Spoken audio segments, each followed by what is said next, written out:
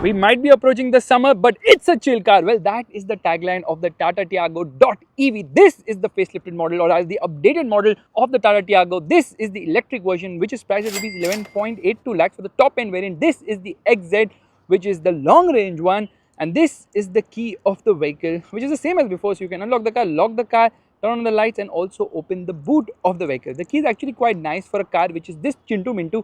This is not the cheapest electric car in the Indian market right now, because the cheapest electric car in the Indian market happens to be the MG Comet. Sorry, the MG Comet is the cheapest one.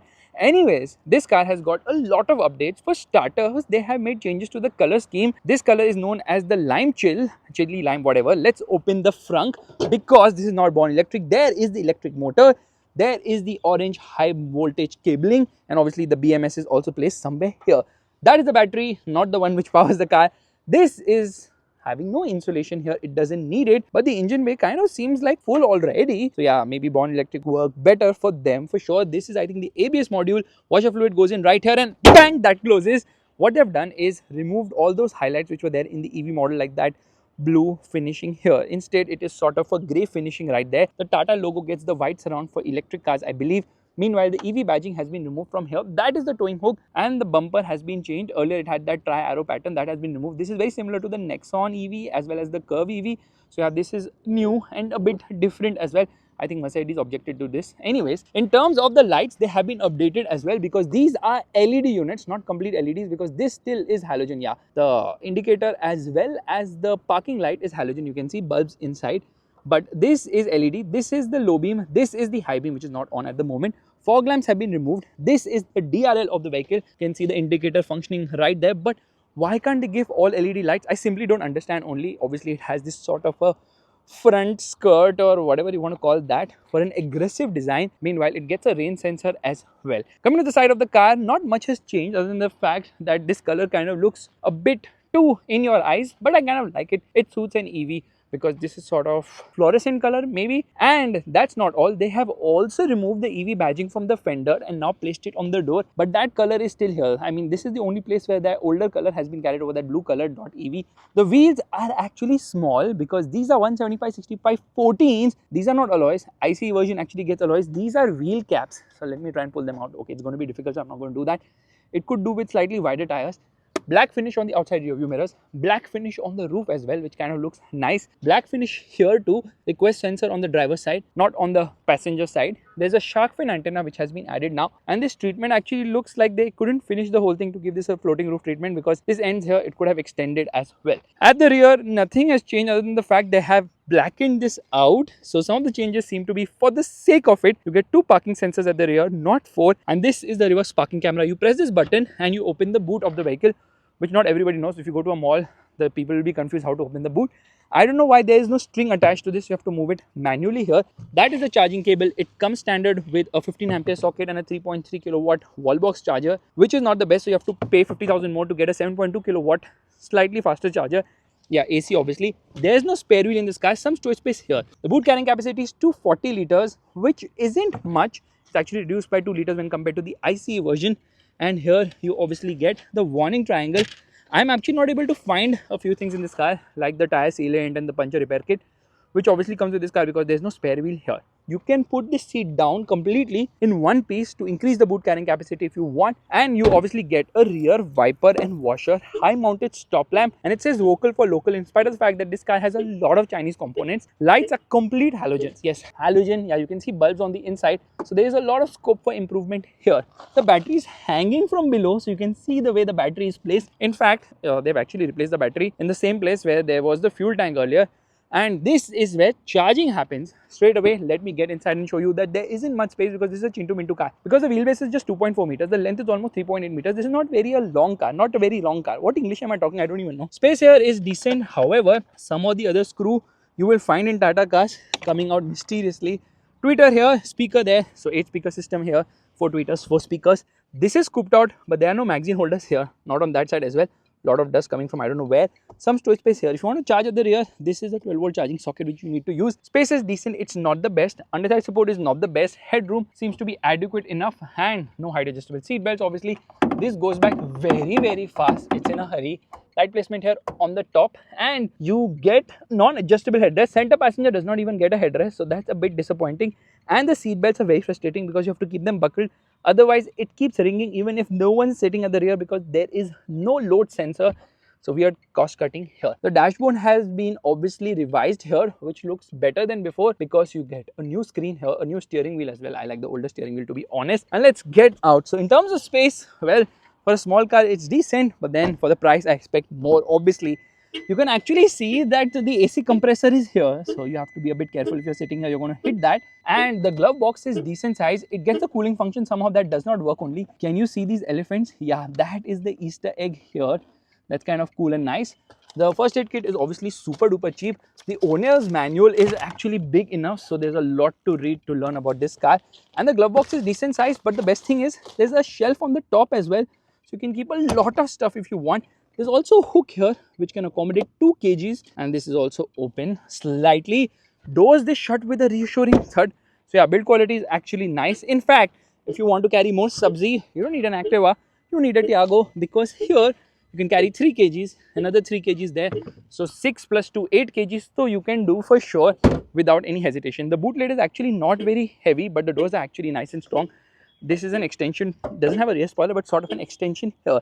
Let's get in from here, wherein I'll show you there's a secret storage space right here, a proper dead pedal. Door pockets are not very big at the front. It only says 0.5 liters, so half-liter bottles can be accommodated there. Only the driver's side gets a one touch down. It also gets a one touch, no one touch up, only one touch down. Illumination only on the driver's side. No other power window controls have illumination. The seat is adjustable in multiple ways, so it gets the height adjust function, which is kind of cool, and gets the new Tata Motors steering wheel, which I definitely don't like as much, because firstly this is not aligned. This is a fingerprint magnet for sure. Turn off the indicator right now. This is not auto dimming. This guy has a lot of features, but not an auto dimming mirror. Here you get a mirror, no mirror on this side, but you get a strap here. I like the fact it has a toll receipt holder, because this is very useful when parking the car. I don't like to stick a fast tag, so I'll just put the fast tag here when crossing a toll booth. Anyways, it says Tiago EV here, just in case you forget. So a lot of changes have happened here. For starters, there's good amount of space here for storage, so you can keep the key right there. Yeah, it kind of slots in. 2.5 cup holders, proper handbrake here, some storage space here, 12-volt charging socket right there, USB-A, USB-C, which is 45 watts, so fast charging, climate control, air conditioning system, which is actually a chiller here. The air conditioning works fantastically well. Start stop, it says, with a chrome surround. In fact, they've removed all those blue elements and given sort of chrome elements around the AC vents, around the instrument cluster as well, which definitely works for me. Meanwhile, these are the controls for the audio system, these are the controls for the cruise control, and you can browse through this. So that actually is a 4-inch screen. There's not much to browse other than the twin trip meters. So you get a lot of information on both the sides. Firstly, this is for drive, this is for region, that is the state of charge, and this is for the region level. So when you change it now, you see it also changes here. I know this is a bit far ahead. The stocks are a bit high, so it gets automatic headlights. It also gets automatic wipers. So that's kind of cool. So they've given quite a lot of features, but no auto dimming here, which is kind of disappointing. This is a new 10.25-inch screen, which is quite nice to use. Before that, let me show you the buttons. This is for region, reducing it, increasing it, hazard light, opening the charging port, opening the boot of the vehicle. So physical buttons have been given here, but a lot is reliant on this particular screen. So once I get into the screen, I just browse through like this. Good thing is that it has this animation, so every time you turn on the car, the screen kind of flips like that. So that's kind of cool. Look, it's so bright now, I can't really see much. Apple CarPlay and Android Auto connectivity, both of which are wireless here. That's kind of nice. The audio system actually works quite well here. I mean, it's not fantastic, but it gets the job done. It's above average for sure. You can get into climate control here. So yeah, if you turn on the air conditioning, you can see the menu here. So everything is kind of touch reliant on the touchscreen here, but then it gets the job done. So I'm not going to complain as such. It's easy to browse. It's a slick screen. And then when I get into reverse, you can see the reverse parking camera, which has got adaptive guidelines. I can go for a full screen view as well. I can zoom it. I can make a few changes here, but the frustrating part is this thing is not the easiest to use. So when I change it now, it takes its own sweet time. It's a bit laggy, not a bit, it's quite a bit laggy. So not very fun, this particular thing. They need to really change this, because it really ruins the overall experience of using this car. Anyways, since not much has changed, let's get to the driving experience right away. Before that, the horn test. Horn is not that great, but you know what, this is not the easiest to use, this horn pad. And again, it's not very aligned. Fingerprint magnet, it gets dual airbags, it does not get side airbags here. Seat upholstery color has been changed to gray and black. Earlier it was white, so they have made revisions to the colors, the interior colors. Actually the dashboard now, it looks quite nice. I like the design of the dashboard, but obviously a lot of hard plastics. I cannot expect soft plastics at this price now. That will be wrong. Let's go.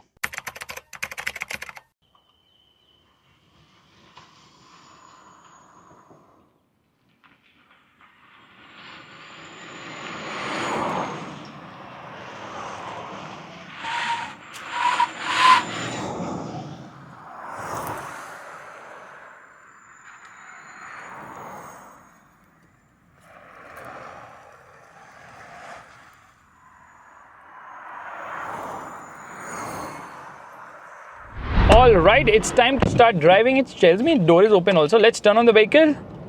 And now let's turn off the air conditioning. Oh, does this whole full swipe up thing. Let's straight away come into sport mode. It actually shows someone is sprinting there, which is kind of cool. And here I'm going to turn on park assist, which will turn on the camera as well, the rear view camera. We're going to go to the full view here because I don't want to see rear parking sensors. And I'm going to turn on my specialist timing gear as well. It's going to take some time for the GPS to catch. Now, if you notice one thing, to lock and unlock the door, you have to do it from here. So there's no dedicated switch to do that. And there's a tire pressure monitor as well. Somewhere in the menu you have to find it. And they've added hill hold, which is an important feature because earlier the car used to roll back. Now the car does not roll back. It is crawling ahead, which is good. Hazard lights off, left foot on the brake, right foot on the accelerator, and off we go. You know why is this ringing? It's ringing because the rear seat is not buckled up in spite of the fact that there's no one sitting at the rear.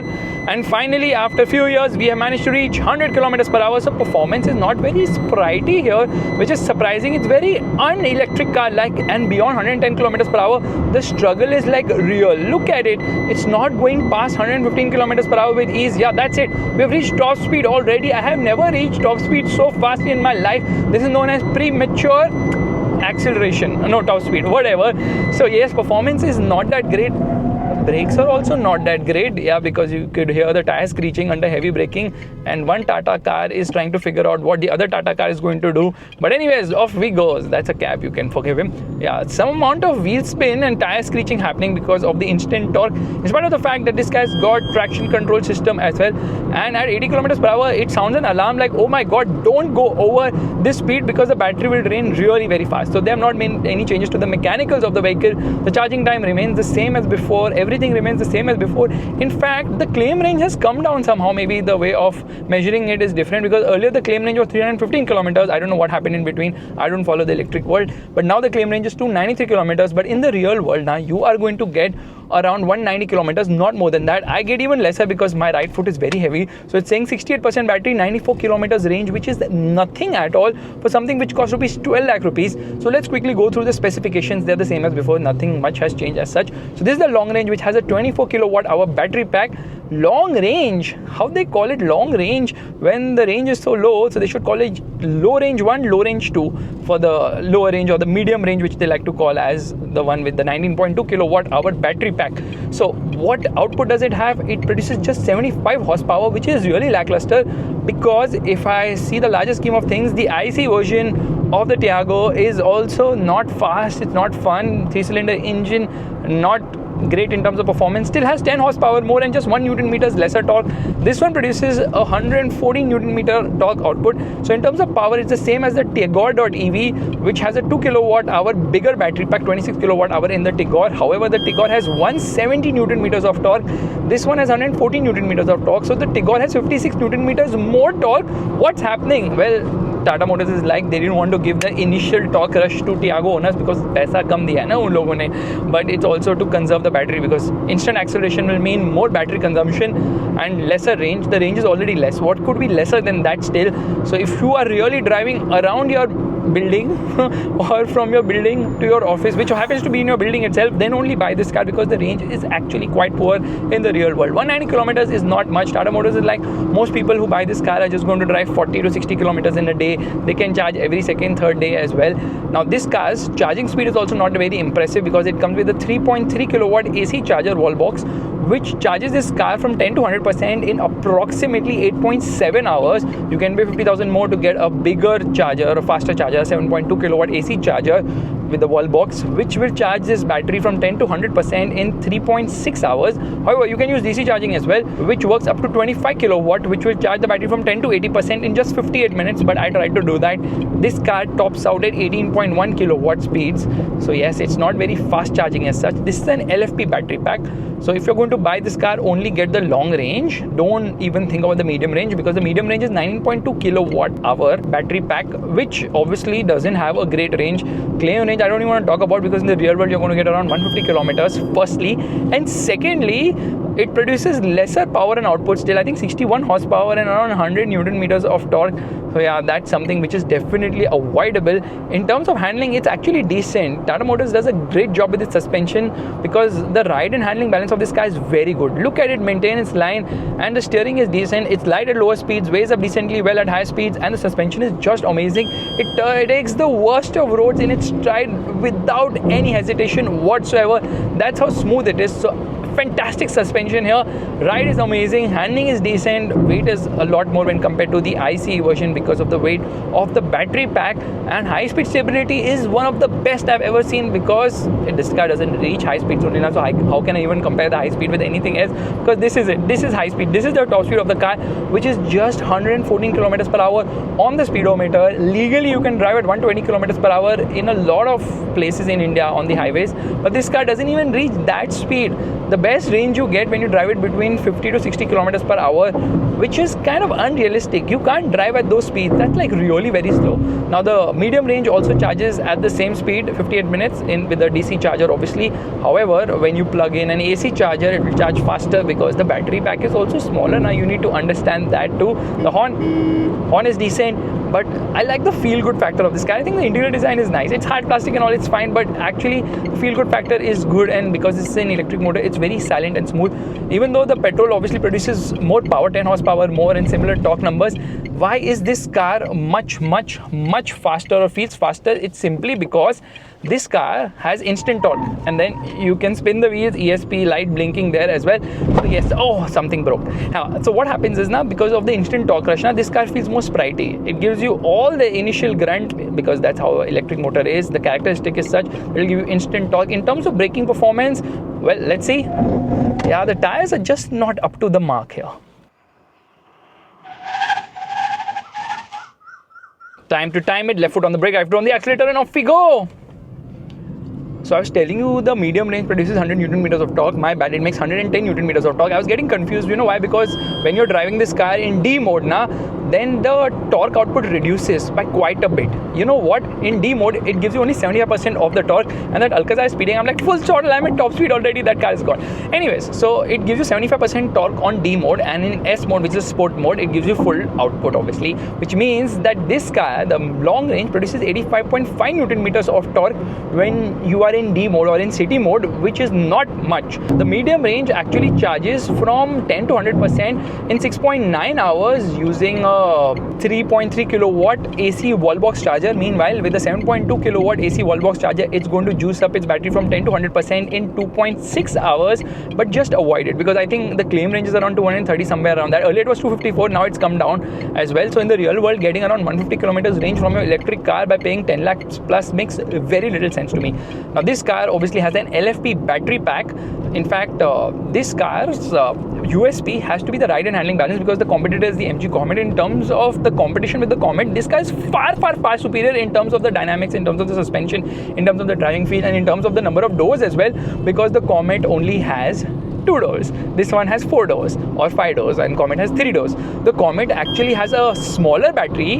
It has lesser power, lesser torque, but Comet is rear wheel drive. Similar range in the Comet as well, but Comet is a lot more attractively priced, but it's worth paying slightly more for the Tiago EV, because the Tiago is just far superior in terms of the overall engineering of this car, because it feels like a car. The Comet doesn't feel like a car. It feels like a toy somehow, and then whenever you go over a bump in this car, you don't realize that. In the Comet, you feel like there's a comet which has struck the car. So that's another thing which you have to factor in, that Tata has actually engineered this car very well. Only thing is that the battery size is small, and the overall range is not impressive, and the performance is also not electric car. Like, what they needed to do was they had to give the same output as the Tigor.ev. It's better to just get the Tigor.ev, because the Tigor is just much more powerful, yeah. But then the Tigor is aimed more towards commercial operation, and this is aimed more towards private car buyers who want just to do the city runabout. Now, because of the weight of the battery, this car weighs 1155 kgs. I think the battery alone weighs 220 kgs. Now, the Tigor is something I keep praising, saying get the Tigor instead of this one because it has more torque. However, this is 80 kgs lighter when compared to the Tigor,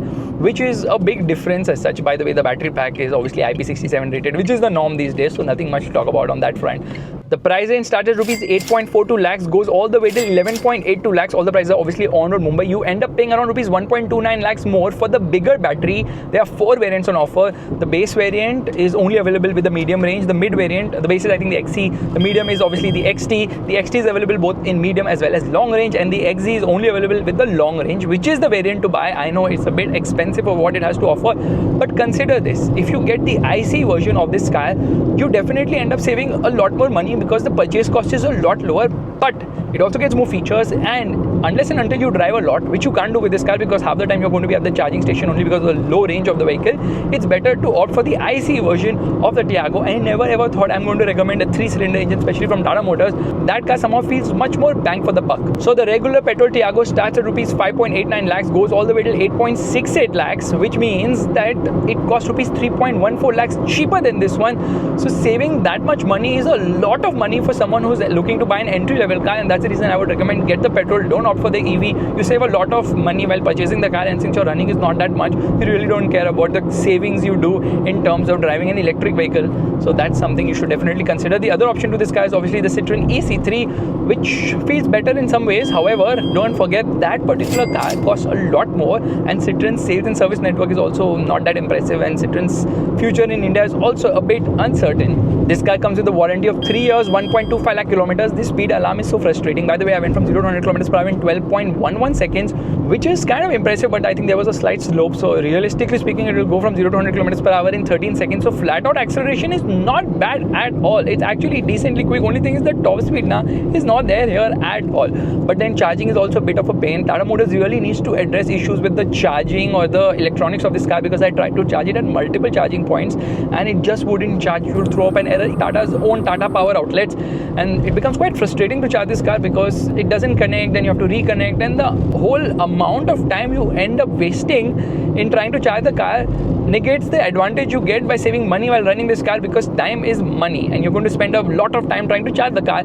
thereby wasting a lot of money as well. And that's the reason why I firmly believe that electric is not the future, by far not the future, because there are a lot of hiccups. For starters, when I went to charge this car now, somebody had already plugged in their MG car there, and that MG car was charging to 100% already, and still it was parked there. The person is gone, vanished. Khatam, bye bye, goodbye. I'm wondering, how do I remove that person's car and put my car there? And then I realized I'll do one thing. I'll just slot it in between, get out of the window, be athletic, get out of the boot. And I did all that as well. And then it took me at least 20 minutes to get the car to start charging, and then it did not even charge more than 18.1 kilowatt hour speed, which means that I did save some money in terms of running costs, but then I ended up spending a lot of time trying to get the charging going. If I had worked that much in office, I would have earned more money than what I ended up saving. So that's something which you need to consider. All I have to say is, don't be penny wise, pound foolish. 200 km per hour acceleration of this car in D mode, regular D mode, and off we go. Yeah, I can feel the car is a lot slower somehow. Doesn't accelerate with any enthusiasm. There is no washer fluid inside. That is kind of surprising, and it's going to take its own sweet time. What do you estimate? I think it's going to take around 15 seconds, maybe even more than that, because it's going 16.16 seconds to go from 0 to 100 kilometers per hour. So yeah, that's slow. Now let's try this in sport drive mode as well, because that obviously feels faster, because it gives you the full torque output as well. So you're going to come to a halt. Off we go. Come on, yes, it feels faster. Immediately it feels faster. What do you estimate the 0 to 100 km per hour timing to be? I estimate it to go from 0 to 100 km per hour in around 12 seconds. 12.54 seconds, which is actually impressive. But what is not impressive is that it's already reached its top speed of 113 km per hour, which means the real top speed is around 108 km per hour, which is less than even a Hero Splendor. And on that disappointment, it's time to end. Thank you so much for watching. If you like this video, make sure to give the thumbs up, that's a like button, and also subscribe to the channel. I will see you guys in the next video real soon. Bye bye.